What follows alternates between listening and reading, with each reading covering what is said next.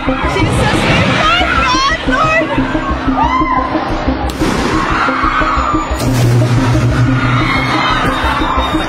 Oh, iyak ka!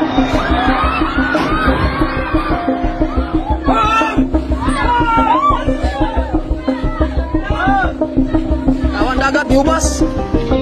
Matapos ang trahedya sa Cebu, muling sinubok ang ating bansa. Noong Oktubre 10, tinamaan ang Davao Oriental ang dalawang magkasunod na matitinding lindol na may 7.4 at 6.8 magnitude kasama ang marami pang aftershocks. Nagdulot ito ng matinding takot at pangamba sa maraming pamilya sa rehiyon.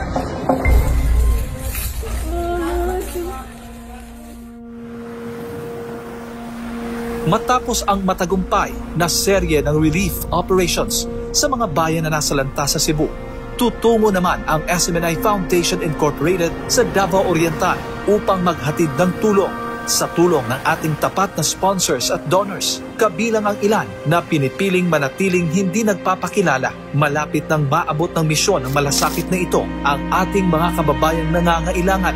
Magpapatuloy ang SMNI Foundation sa pagsasagawa ng sunod-sunod na relief operations sa mga lugar ng matinding tinamaan. Maaari kayong maging bahagi ng misyong ito.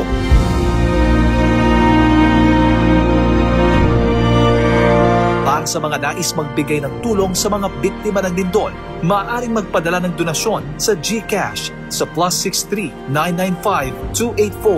+63-995-284-9117 o +63-917-714-1820. Sa ngalan ng mga benepisyaryo, taus-puso naming ipinapaabot ang aming pasasalamat sa lahat ng tumutulong upang maibalik ang pag-asa at ginhawa sa ating mga kababayan sa Davao Oriental.